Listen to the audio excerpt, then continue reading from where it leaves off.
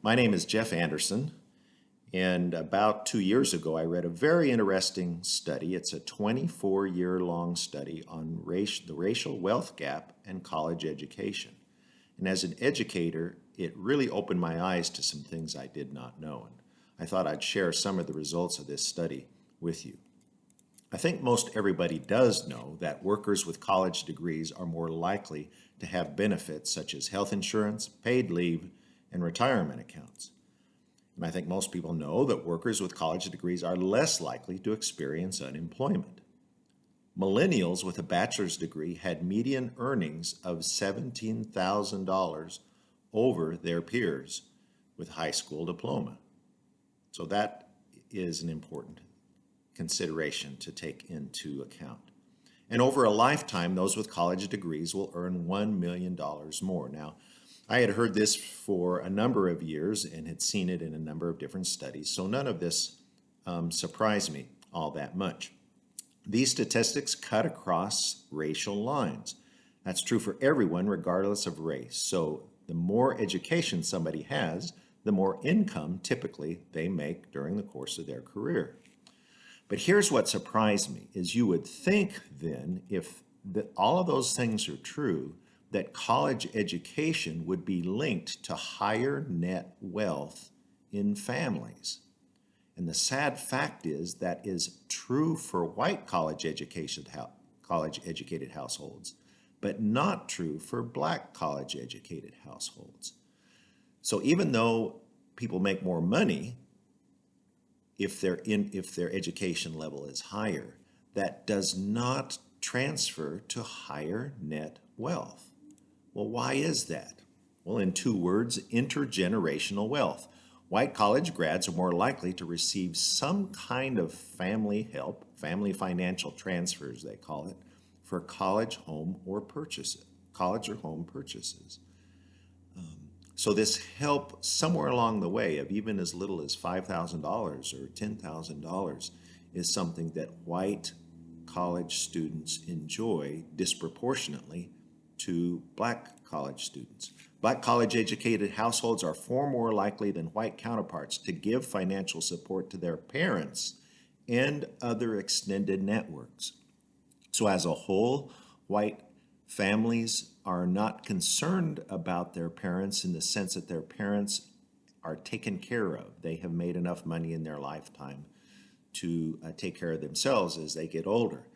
Not necessarily true with black college educated households.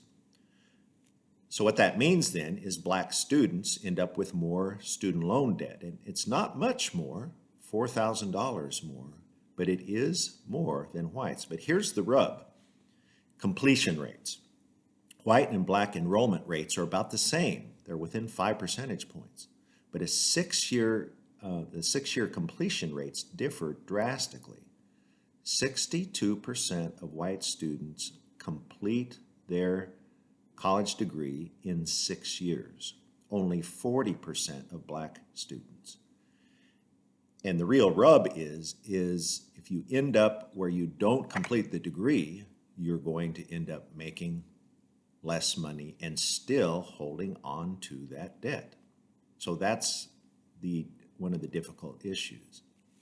So what surprised me in this 24-year study is that education itself does not equalize wealth accumulation. And as a white man over 60, this was a surprise to me. And as an educator, it was also a surprise to me. Black families with college degrees have significantly more wealth than those without. That's true. But there's still a growing discrepancy between the wealth of white and black families due to what my family would call old money. That's money that you didn't make yourself, but your parents made or grandparents made that was passed down to you. One shocking 2015 study showed that black households headed by a college graduate have roughly 1/3 less wealth than white households headed by a high school dropout.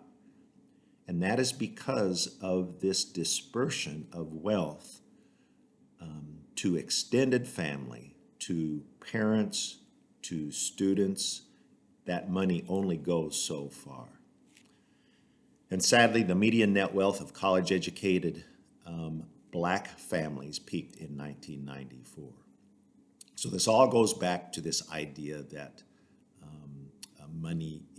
wealth is sticky and can be passed down from one generation to the next. So I'm always quick to think about, well, what can I do? How can we help? But I think the most important thing right now in this short study that we're involved in over 20 days is just to realize that this is the case and to think about the truth of these facts that have been presented. Sure, there are things that can be done. You can hold universities accountable. You can preach what the gospel says about wealth. You can establish minority scholarships. You can budget in your own church for staff education.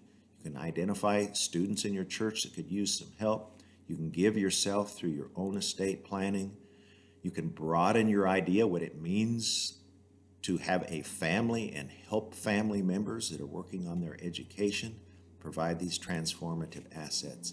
But I think the bottom line is just to understand the discrepancy here and see ways that we might take that into consideration. The quote from Jesus I'll end with, "There's still one thing lacking. Sell all you own and distribute the money to the poor, and you will have treasure in heaven. Then come and follow me."